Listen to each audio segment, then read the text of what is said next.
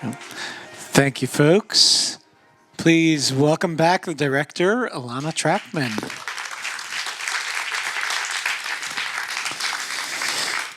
Thank you so much, Ilana. Thank you for this beautiful film. I want to start, we were talking about a little bit about the fact that this is not just a piece of history. Why was it important for you to tell this story now? What relevance does it have for the future? Thanks. It's a really good question. I'm diving right in. Yeah, dive right in. But also, I want to just pass out this sign up if you want to join the mailing list. We don't bombard you with emails, but if you want to know when there's another screening or what other cities. Thank you. Yeah. So, as I said when I started, the history was the times were so different when I started making the film, and I wasn't making the film as a political statement. I was making the film because I grew up about 20 minutes from where this takes place. And when I was growing up, Glen Echo was a cultural center. It was the art center that you see at the end. And it was magical. It was beautiful. The amusement park wasn't there, but the kind of like detritus of the amusement park was there. So you still saw the roller coaster tracks. There was a shooting gallery, that was rusty and covered with pigeon excrement. The signs were still there of popcorn and Cuddle Up and the bumper car pavilion. The carousel was still there. The crystal pool was still there. It was empty, but it just felt like this place that was so pregnant with imagery and thrill. It was like there were ghosts everywhere. And there were photographs that the National Park Service had put up of the park in its glory days. And my favorite photograph was these sailors coming back from World War I, and they were throwing their girlfriends up in the air in front of the carousel. I mean, it was like Norman Rockwell, it was like, and I had a neighbor, our next door neighbor, whose grandparents got engaged on the Ferris wheel. And so, I always thought of it as like this Washington Wonderland, and I was nostalgic for a time that I didn't know. And it was only many years later, 20 years later after I moved away, that I went back with my then fiance, now husband, to look at it as a possible wedding venue. And we met Cool. Very cool. Right? We met the only Orthodox Jewish, probably park ranger in the National Park Service who was there. That's a movie. Yeah. And Sam Swirsky. And right. And I don't even know why, but we got on the topic of it, and he was telling us about the way that the park got integrated. And I was completely stopped on that. Like the park got integrated. Because in all of that time fantasizing about the park, it had never occurred to me that the park was whites only. It was not part of the story that people told about Glen Echo. And the National Park Service had never, in all of this history, the history did not mention the fact that if you were a person of color, you couldn't come in. And growing up there in the county, in integrated schools, knowing there were communities even that were primarily of color, I didn't notice, it didn't register to me that I was only looking at pictures of white people. And that was really shameful to me that I didn't see that. And that this place that was obviously like a wonderland for some people was actually in fact the exact opposite, and was like a place of rejection and cruelty really for others. And so that was a wake up, and I just wanted to know more. I wanted to understand that, and learning about Bannockburn in particular was just very familiar. It was like digging into my own family history, because my father was a Jewish labor organizer, and he died actually 2 years before I started rolling, and I always wanted to ask him why didn't we live in Bannockburn? Those people just felt very familiar, and that's why I started making the movie. And the whole world changed actually multiple times over the course of this. And as I'm traveling, the conversations that I'm having about the film now are not at all what I anticipated I would be having about the film, say, if you had asked me 5 years ago. So I'm going to dig in deeper. Let me ask you about, we're sitting here at the JCC, and you've shown this at many Jewish film festivals and Jewish community centers. The Jewish communities, is this plain nostalgia and not looking at the present or the future, that relationship has changed a lot. Where do you see this film? What statement is this film making about the Jewish community? And I mean, there is that very beautiful moment towards the end. I'm going to mess this up. Where of course our main character says Hank like Thomas, how the Jewish community, these really announces. Sorry, I didn't watch it again with you guys, but I remember him really coming out against saying how the Jewish community has stood up for the civil rights movement, for the black community in such a brave way, and some might argue with that today. Okay. I first of all, it's playing in the Jewish community. It's also playing on the Black Film Festival circuit, and Good. Yeah, and the Jewish community to me is it's an oxymoron. That's not the right word.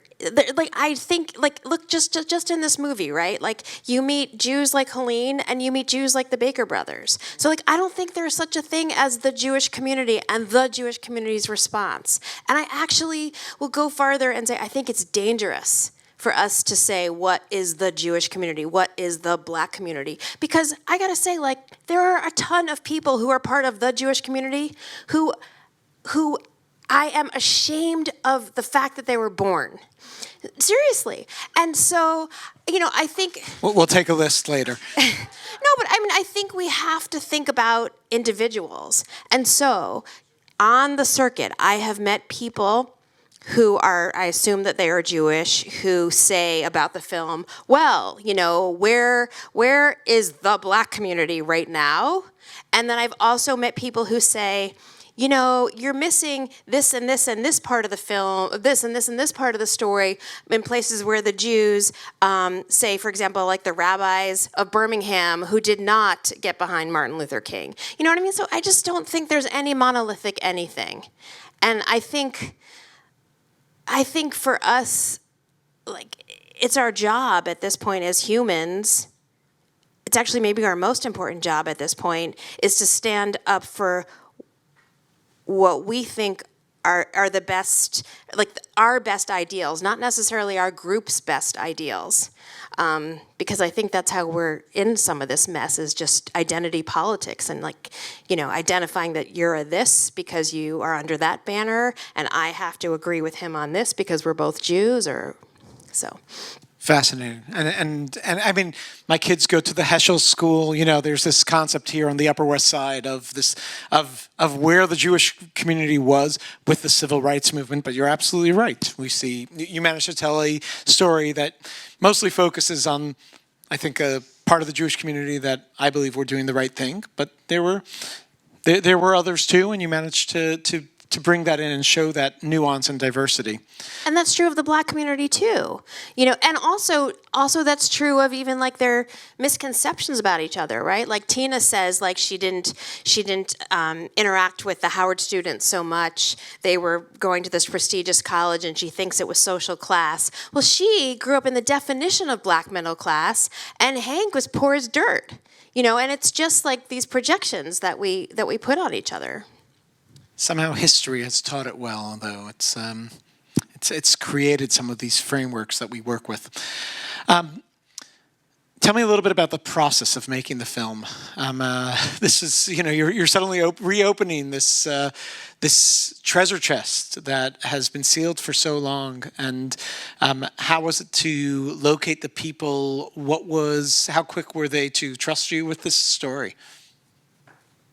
So I wouldn't say this treasure chest was sealed as much as the fact that it had never been put in a treasure chest. Uh-huh. If you make a film about the March on Washington, you can put March on Washington into Google and you'll get, thousands of images and articles and things like that. And there wasn't anything. So it was archaeology. It was excavation. I started with the printed word. I started with what had been published, during that entire summer.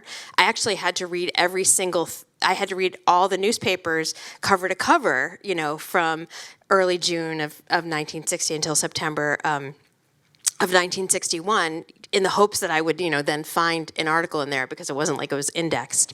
And there was actually a lot more newspapers then than there are today. But some of them only, you could only find them in church basements because they were so long defunct. And then anytime anybody was quoted, anytime I had a name of anything, I tracked that person down or I tracked their descendants down. And I think like at the beginning, I probably spoke to about 150 people who had been there, some of them as infants, because I was also, besides gathering information, I was looking for my main characters who was going to be able to tell the story. And then I had the next huge problem of finding footage and finding images because I didn't have pretty much anything. And I know Rick is going to ask this question, so I'm going to tell it because he's like a shill.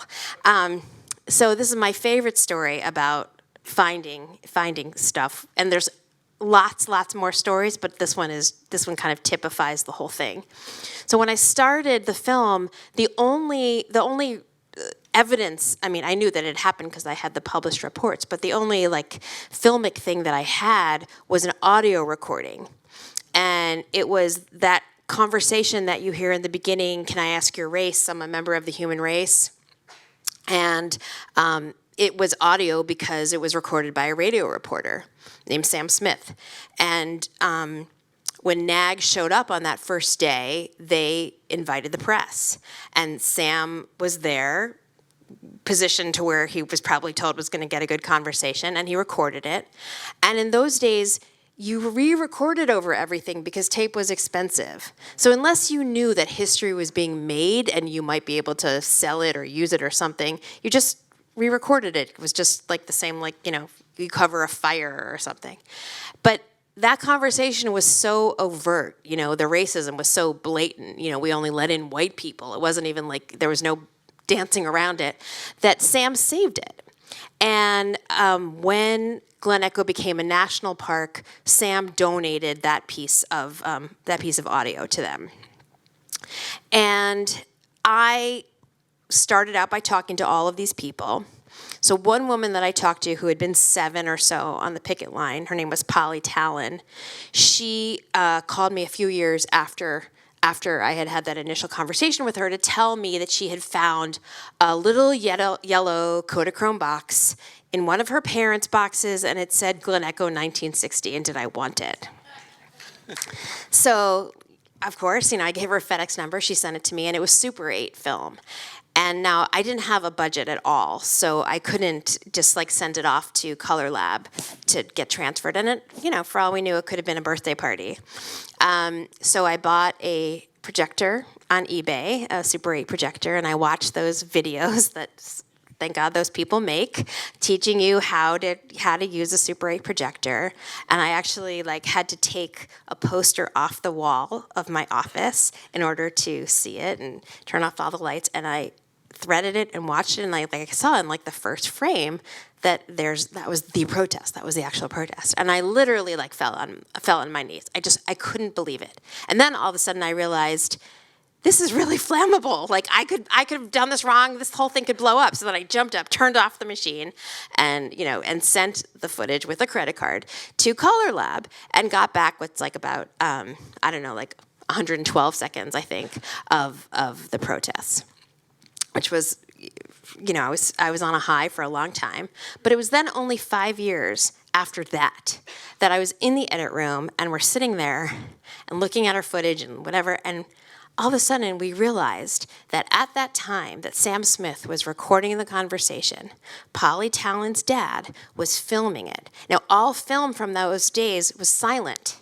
So he was filming it, and it synced. It synced to... I watched it and didn't even think of how hard that was. It's unbelievable. And those two things, that recording, that audio recording that was living at Glen Echo, was separated by, I don't know how many miles it is to Milwaukee, in Polly Talon's parents' box's basement for 60-something years. And those two things would have never gotten married, but for this moment. So, anyway, so that was a taste of what it was like finding all of this material. Wow, amazing. And you did a beautiful job also in filling in everything else with the animation and just finding ways to tell the story without the footage. And I really like, that the film looks beautiful. So that's really also to congratulate you. We're going to take questions from the audience in one moment. I'm going to ask one more question, which is, what do you want the audience to do after seeing this film? What's your call to action? Bless you. Interestingly, I think that my call to action is the same as it would have been 5 years ago, which is, for one, we don't have to wait for famous people or legislators, celebrities to instigate change. And, when we think, we learned the civil rights movement, we learned about Martin Luther King, and for Jewish, you learn about Abraham Joshua Heschel, and probably there's maybe 4 or 5 other names that you can just reel off.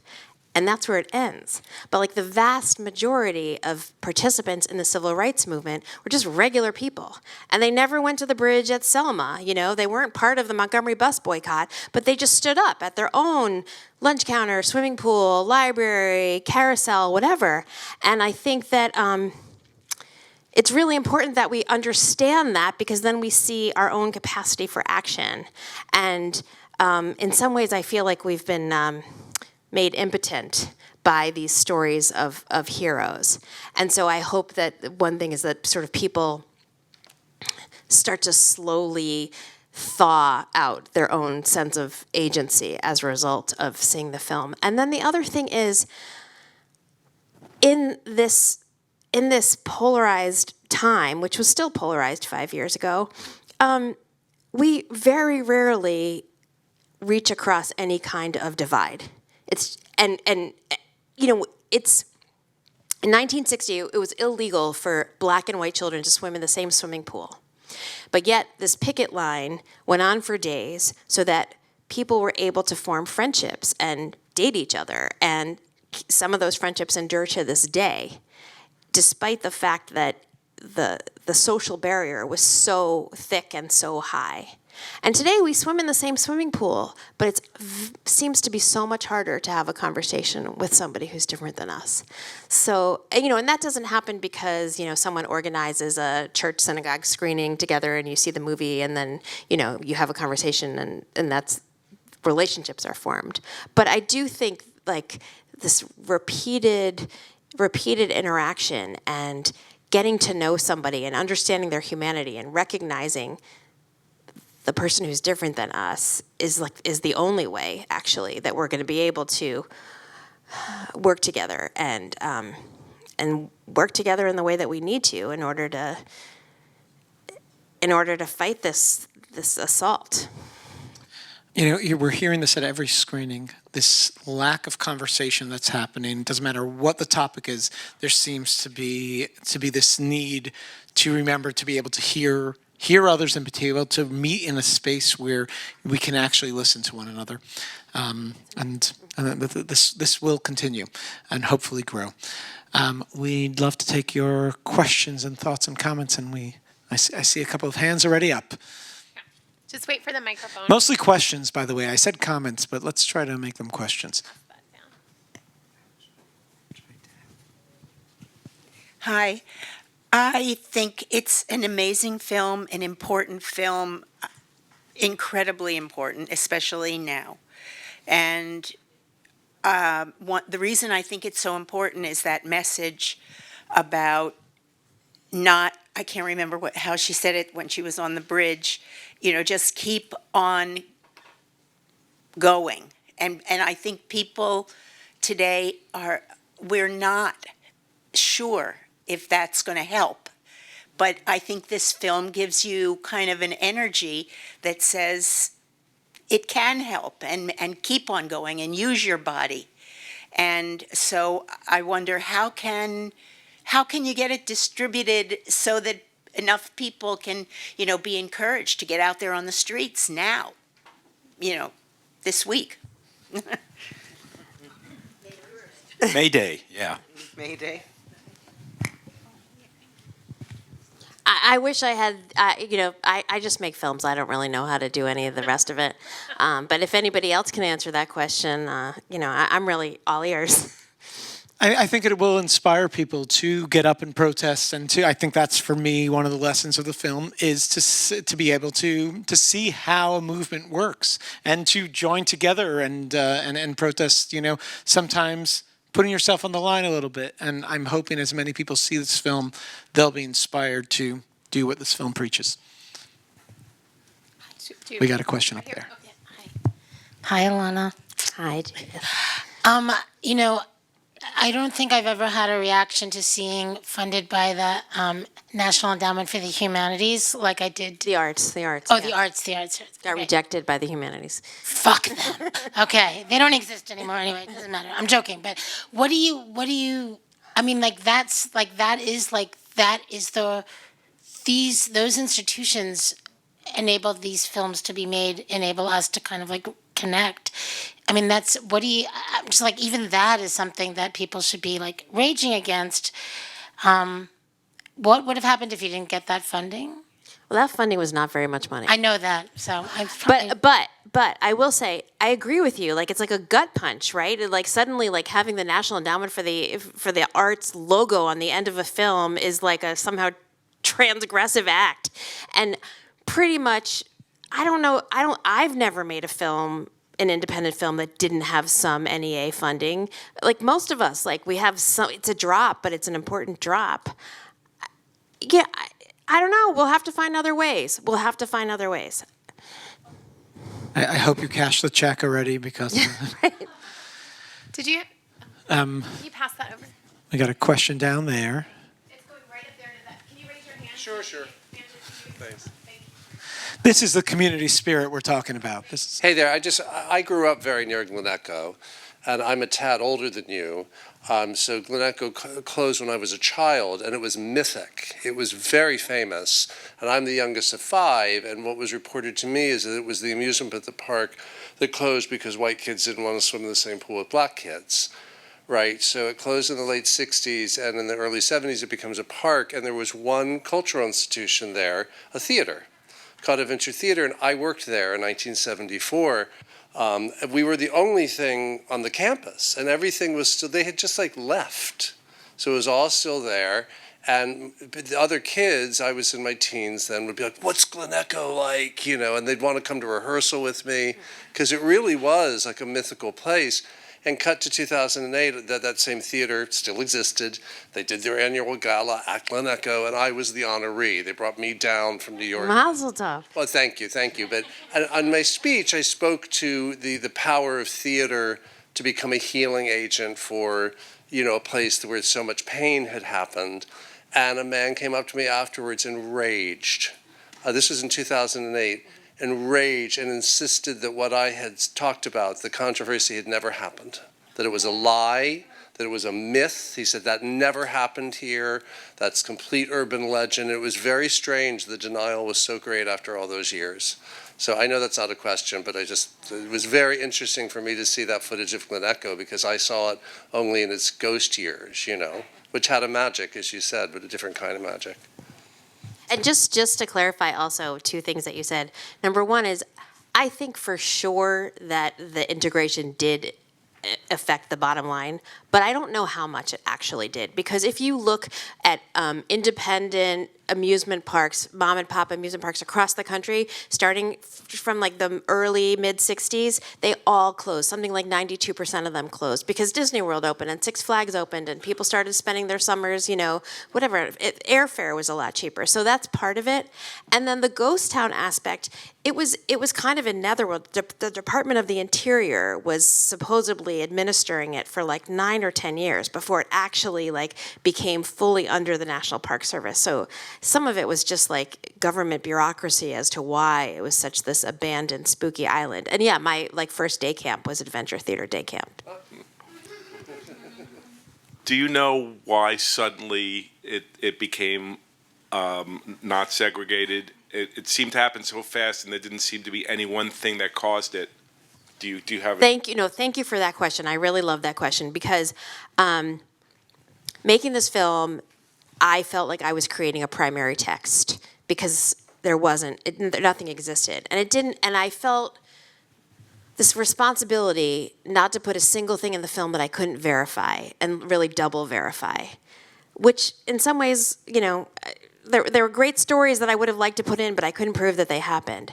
And so the final decision that the Baker brothers made, I really don't know for sure. I think it's very likely that Hyman Bookbinder, who was a big guy in the American Jewish Committee, but at that time he was the Assistant Undersecretary of Commerce and he lived in Bannockburn. I think it's very likely that he had a conversation with Bobby Kennedy and telling him that Glen Echo Park was leasing land from the federal government for its parking lot.